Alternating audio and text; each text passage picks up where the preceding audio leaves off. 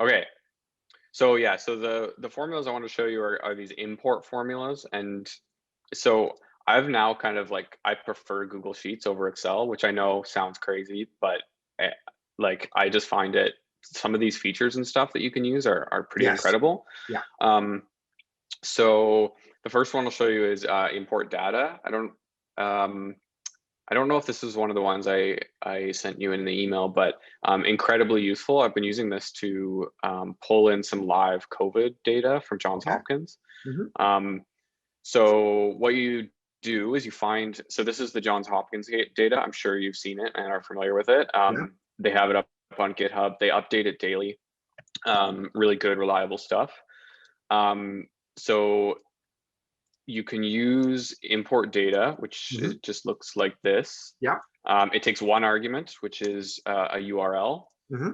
And the URL you want to give it is just the link to the raw CSV file that's Hmm. online. So this is the one that they update every day. It's obviously a mess here, Hmm. but you take this URL from the address bar up here, Okay. and you just pop it into the import data formula in a Yeah. string, and hit enter. Oh, I missed a T. Classic. Whoop. Oh.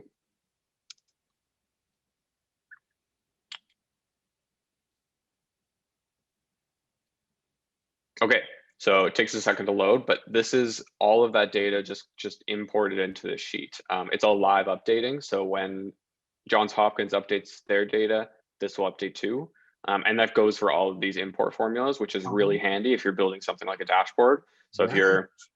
you're coming up with formulas to calculate the per capita rate or something, it's really nice to be able to just do those in a separate sheet and then have this kind of back end sheet update automatically. Oh, so you do it in a separate sheet and then you link to this, right? So everything updates automatically. Exactly. Yeah. So Okay. you use this as kind of like your database essentially. Another interesting thing I've learned about Google Sheets is you can actually write SQL queries in it Okay. using a query formula, which is very cool. A whole other topic, but Okay. I do really like being able to do that as well. So that's sort of one interesting formula I thought I'd show you just to start. Hmm. Um, import HTML is kind of the next step up in terms of complexity and grabbing data off the web. So for this one, the example I prepared is pulling this vaccine distribution table from the government of Canada's website. So this is just how well they're doing rolling out their vaccines. Okay. Not very well, as we know. Hmm. Um, but so they update this every couple of days, I guess. And so you can pull this table directly from this website.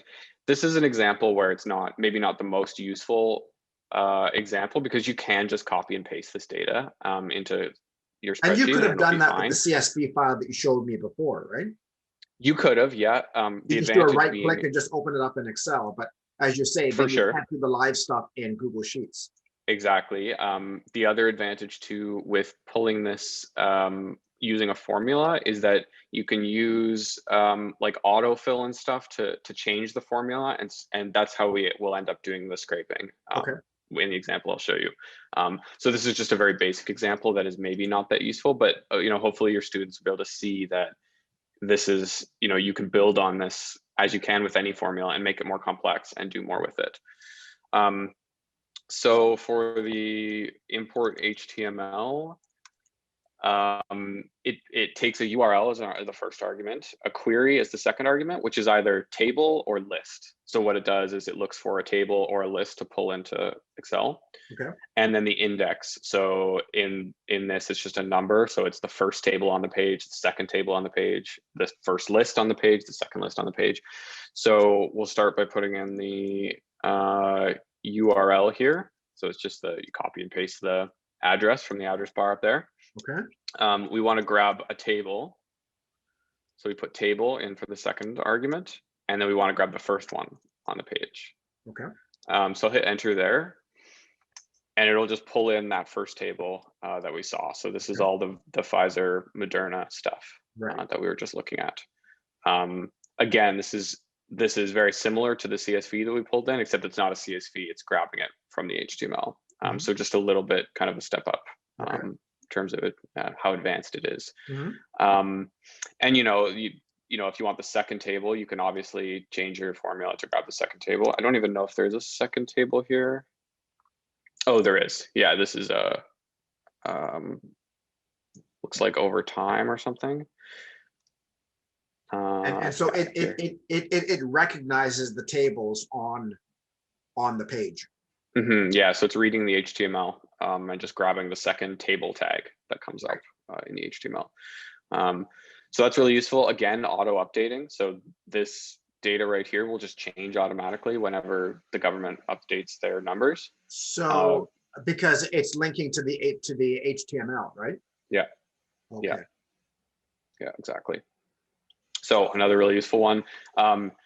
You can use this in a slightly more advanced way. So this example is a bit more useful. Sorry, I can't change my tabs here because here we go. So the government published this SUSE registry, which shows all the businesses that have received SUSE payments. Not the most useful database, but if you wanted to grab all of these values here, there's a bit of an easier way to do this programmatically rather than just copy and pasting.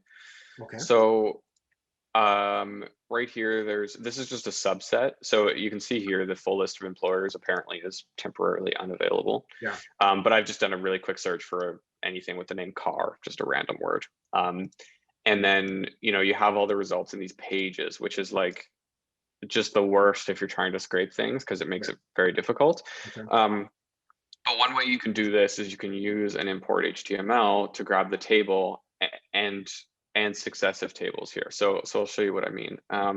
So we'll grab the URL here again, and we'll put it into an import HTML. So something I don't know how familiar you are with URLs and kind of how they work to call servers, but probably I'm assuming somewhat familiar. So you can see here there's some information about the search that I made in the URL, and so it sends that to the server through the URL and then responds with the data that you requested, right? Okay. So in here you can see there's my search criteria, right? Car. So you put that in there. So yeah, when I went to this website here, I'll back up a second. Okay. And I did a search. So it's down here. So I search. So you can see the URL up here has some information. It says the language that this page is in. When I input a search term and hit search, it will, and then you click on the first. You got to go to the first page here. Okay. You can see all the information that I've requested from here is actually contained in here, right? You can see what I searched for. I searched for car. You can see how this is ordered. It's ordered in ascending order. And you can see the page that I'm on, page 1. Okay. So if I click page 2, you can see the page changes up here. Okay.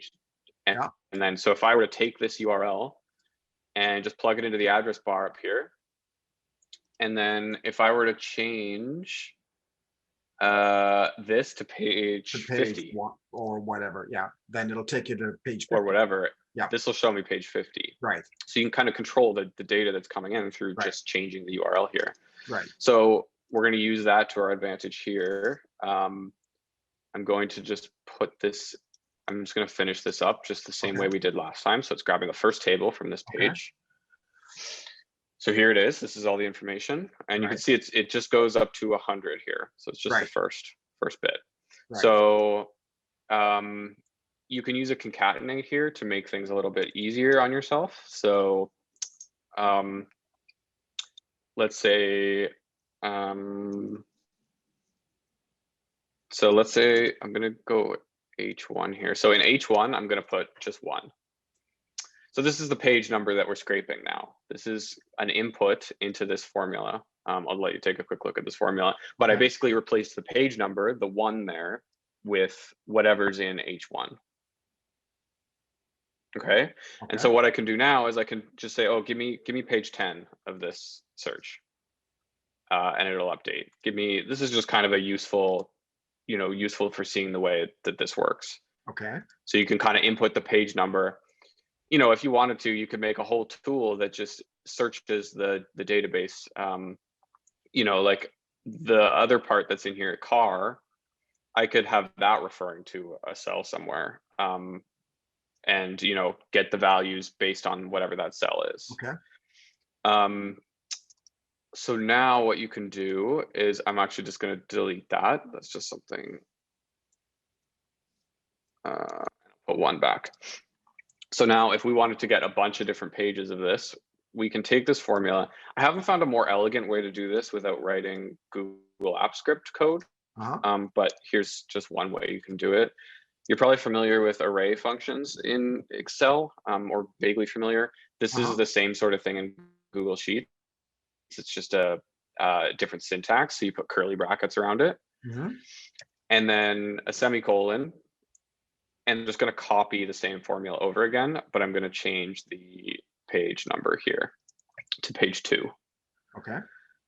So this is an array, and it's going to make 2 calls to these separate URLs and just return all the values at once. So I'm going to hit enter, and now we've got page 1 and 2 here. Okay. So the way you would do this then, if you wanted 5 pages all at once, you just have to copy and paste this and change the page number to 1, 2, 3, 4, 5, and you'd get it all. Again, like I know there's a way, I haven't quite figured it out yet, to do this using autofill somehow, where you can just grab the value over and over, like, grab page 1, page 2, page 3, page 4, just in a much simpler way. Otherwise, but you'd I have haven't to copy and paste that in like 100 times or whatever, Yeah. So not the most useful for large amounts of data yet, but you can definitely tweak that if you understand Google and stuff, or if you understand formulas, your students will hopefully be able to kind of take this and run with it. Okay. So that's import HTML. Import XML is kind of the most complex version of these kind of import functions. And this is the one that I use to do some kind of basic, full on web scraping. So it's really useful. So I'm going to use it to grab the case numbers, the number of cases in Canada. Sorry, I think it's actually the number of tests done. Let me just click. Yeah. So this is a website. This is a Government of Canada website, just all about COVID. They've got this figure here that's updated quite regularly. This was updated yesterday. The total number of tests performed. So I want to grab just this number, and I want it in this cell. So I'm going to use import XML. XML, if any of your students aren't aware, it's a markup language that's similar to HTML, and it's just a series of nested tags that kind of denote the structure of a web page. So maybe I'll just walk through the example here. So again, we take the URL of the site that we want to scrape, which is this one, and put it in as the first argument here. The second argument is something called an XPath. And it's actually something I don't have a lot of experience with because I haven't really used it a ton, but it's really easy to get. So you right click on the value that you're trying to grab, and you go inspect element. And this will bring up, this is all the HTML code of this website. So it's everything that makes up the structure of it. And you can find, so we right clicked on this, it'll highlight it for us here. So this right here, this is a paragraph tag. Make it a bit larger there because it's kind of hard to see. It's a paragraph tag that contains this information that the government is updating on their website. Okay.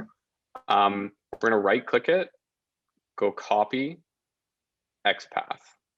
And this is just going to copy a unique identifier that will help Google Sheets grab that, know what value to grab and pull it off the page. So we're going to do that. And then we're going to go back here. And this is a string, and we're just going to paste it in there. So if any of your students are familiar with HTML, they might recognize this as kind of a breadcrumb trail, right? It's, it's telling Google Sheets to go to the HTML tag, go to the body tag within that HTML tag, go to the main tag within that HTML tag, go to the 5th div tag, and so on until you get to this ultimate spot where our data is located. And so we'll hit enter there, and there's the number. Okay. So this is a live updating number again. So when you're trying to pull live numbers in, it's extremely useful. Okay. And again, these strings can be manipulated using references to other cells and concatenate functions. So here's the kind of full-on scraping example that I'm going to show to kind of wrap things up here. Then this is actually, I actually used this for the Big Spend project that we did at CBC recently. So it's looking up, based on tickers, it's looking up the stock price of these various TSX companies. Okay. So, and we're going to pull it from Yahoo. So Yahoo has a pretty like decent finance kind of section here. Where you can go to the web page and see all this information about these companies. So I've just gone to the first one on our list here, Magellan Aerospace, ticker is MAL.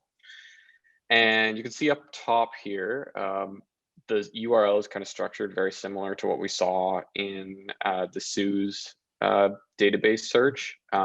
You've got the ticker right up here, and this is what's telling the web page to show us the Magellan Aerospace Corporation.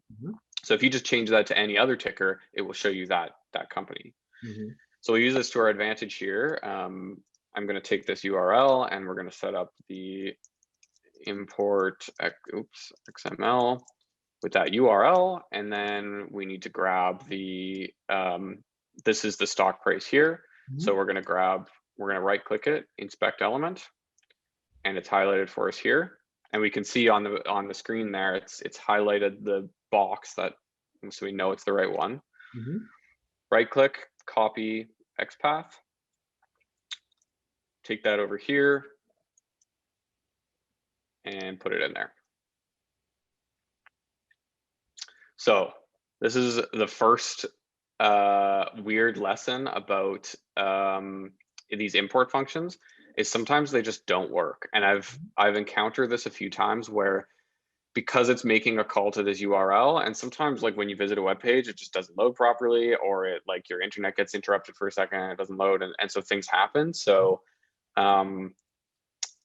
so that's part of why sometimes you'll see imported content is empty here. I found that refreshing helped me last time, so I'm going to do that.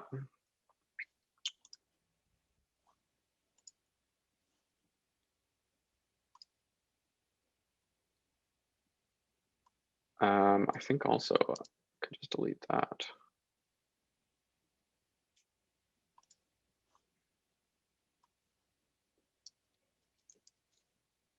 Okay, let's grab this again.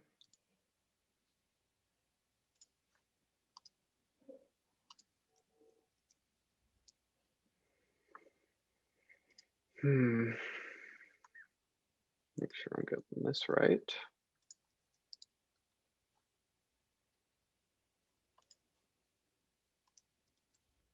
It's all loading correctly. I'm just going to try it again.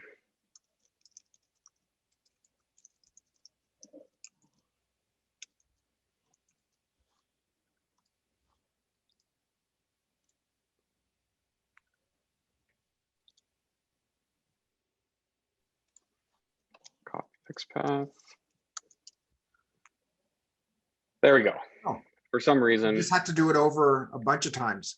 Yeah, sometimes it just gets interrupted or something, and it's, yeah, once you get it hooked up like this, it's fine. All right, so now we're cooking with gas here. So this is good. This is the stock price. We've got the right value. So now we want to get it to a point where we can just autofill down here, and it will grab for all of these tickers. Right. So and the way we do that is just by doing a concatenate, like I was showing you earlier. So I've removed the bit in here where the ticker symbol is. Yeah. So, and the .to, if your students aren't aware, is just, that's how it's kind of a subcode to denote TSX, that it's on the TSX. So we'll just remove the MAL here. And I'm using the shorthand concatenate here, which is ampersand. So like this, and then we'll refer to A2. So this is just grabbing, it's replaced the MAL with whatever the contents of A2 are, which in this case is MAL. So you can see it's still grabbing the right price, or the right, stock, everything's good. So now what we can do is we can just take this and drag it down, and it will grab the stock prices for each one of these going down the line. And you can just do that down. So now we've scraped the stock prices off of Yahoo. And so I did this with. I see. So what you're doing is you're replacing the ticker symbol all the way down. So it's just going, and because that's a pattern on the website, it just grabs each ticker. Exactly. Yeah. All the changes is it's just putting in a slightly different URL for a different company that's based on this ticker. Yeah, and you can see these have been autofilled. So A4, A5, A6. And now, if you want another company, so say, I was looking at Leon's Furniture earlier. So LNF is the code. So we can drag this down, right? And then go LNF, and there's our stock price. Oh, cool. Yeah. So this is kind of the most advanced way, or the most advanced version of these import formulas. But the sky's the limit with this kind of stuff. Once you figure out how URLs work, and if you have a little bit of understanding of how to change XPaths to get more precisely what you want, you can do a lot of interesting things. Another example I had here, maybe I'll show you very quickly, was if you wanted to grab one other example I was looking at. Sorry, wait for it to disappear. There it is. Was grabbing all of the headers off of a Wikipedia page. Now I know this isn't the most useful example, which is why I didn't really show it initially, but it kind of illustrates something important about these formulas. Okay. So I'm going to do the same thing. I'm going to use an import XML, and I'm going to put the URL in there. So it's a Wikipedia page for state capitals of the US. And then I'm going to get the XPath query, or the XPath, which is here. Right click, copy XPath. And then I'm going to put it in here and close up the quote and hit enter. So what I'm doing here is I'm changing the quotation marks that were in the XPath to single quotes, just because we've already got the bigger quotes, the double quotes outside, so we have to change the inner ones to single quotes. That's just how Google Sheets likes things. Okay. So what this is doing is it's looking for, rather than giving us a nested kind of thing, it's just saying, okay, grab the tag that has an ID of national capitals. And you can see this works. And I'll show you the XPath here. Gotta wait for this. There we go. So if you look at the HTML here for this, you can see that this span has an ID of national capitals. So rather than grab the whole nested long thing, when I copied the XPath, it just went, okay, this is the only thing on the page with an ID of national capitals. Let's grab that. But we want to grab every header for this. So we want to grab national capitals, but we also want the state capitals. We also want the header, insular area capitals, all of those. We don't want just national capitals. So you can actually change it. You notice here there's a class for this tag as well. And it says MW-headline. Well, if you go, and I'm just going to use this button to now select state capitals, you notice that it has a different ID, but it has the exact same class, MW-headline. So if we go back here and we say, we don't want the ID, we want to specify a class, and we want to say MW-headline. Now it's grabbing everything with the class MW headline, which Hmm. is all of these things. Now, again, this is not the most useful example because when would you want this information? Mhm. But you can see how this could very easily be used. If you have a web page that has identified different classes that you want to grab that are all sort of similar, you can do it like this. Mhm. Um, so it is a useful, thing to understand.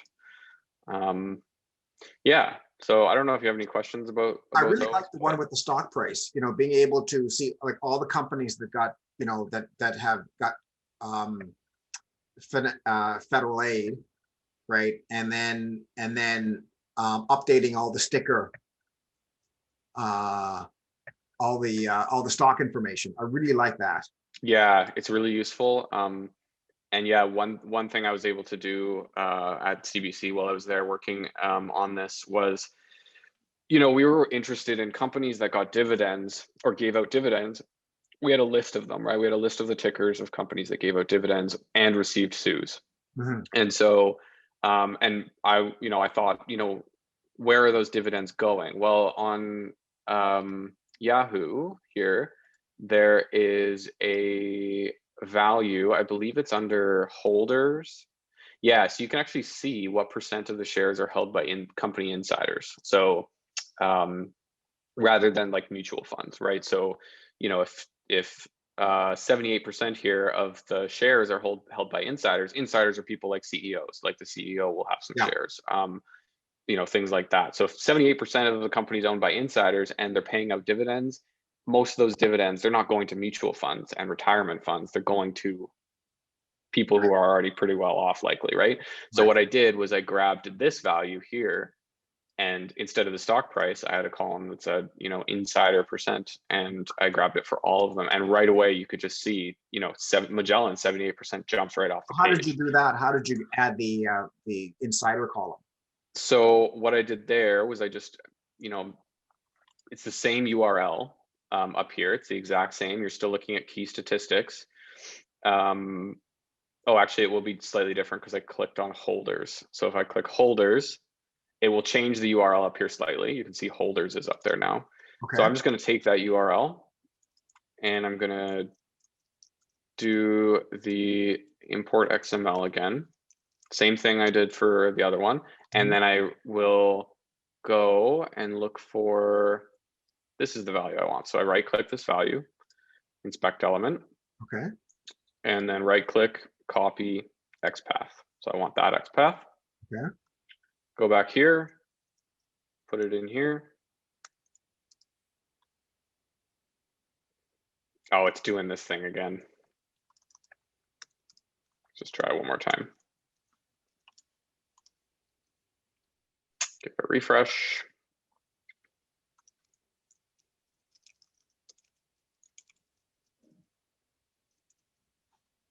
Move this over.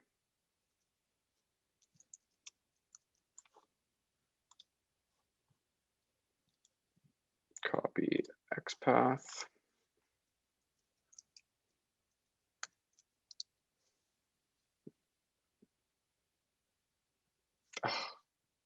Anyways, I don't know why it does this, Okay. but yeah, just give it a couple tries, and it'll go eventually. But yeah, and then that'll give you the percentage, and then you just do the exact same thing. Is you concatenate the important part. Okay. So in this case, it's this. Yeah. You can actually delete this. I have deleted this part of the URL. It doesn't actually make a difference, and it just keeps the URL cleaner. Okay. Um, oh, maybe that will help this actually. Nope. But anyways, so you just do the same thing and then drag down, and it will show you. It'll grab that XPath. Wow. Yeah, I mean, I can see this being a very useful thing to set up. I've got one of my students, has some coding skills like Hmm. Python and so on. Nice. So next week we'll be kind of assigning roles. So what I might do is, get him to take a look at this and see if, they've got any ideas of how we can keep track of companies, do the same kind of thing, and then, Yeah, that's great. what I might do is then see if you're available, we can hook up for a little virtual run through, just like you've done with me. Yeah, And sounds good. that'd be great. Yeah. Yeah. I like talking about this stuff. And when I originally found these formulas, I was like, oh my God, like the possibilities on this, right? So I think it is quite cool, and so I like talking about it. Yeah. Yeah. Yeah, for sure. Well, that's great. That's great. Yeah. Hopefully that's useful for you. Yeah, I mean, we'll have to figure out because one of the tranches we want to follow, the money, right? So, Hmm. obviously we want to see what companies are, are getting help. Um, the list that you showed me, I guess that's the main one for companies, right? Getting like government support. Yeah, So it'll be interesting to see which, like, if the which companies are added to the list, because I'm assuming that that list grows regularly, like almost daily, right? hmm And so what you've done is you've set up a script to kind of update that. And yeah, yeah. Um, Yeah, and actually it would be kind of interesting to see. You could do this every day. Like if you wanted to freeze these values, right? Like if I wanted these stock prices, I want to freeze these here. You know how to do that, right? Like the control V and then paste values, right? And then they're not live anymore, yeah, but you have kind of a snapshot of, you know, yeah, today, right? yeah, You do that over the period of a couple of days, do this sort of thing. You do it with the SUSE database, right? Like you scrape it today and then tomorrow you scrape it again and see how it changes over time. That's interesting as well. yeah, Um, yeah. So you can do like one live tab and then a succession of tabs like per day and see how they. exactly. Yeah. Okay. Yeah. Yeah. All right. Well, this is really good. It's given me some good ideas. So Good. Yeah. think, and we will certainly be getting back to you.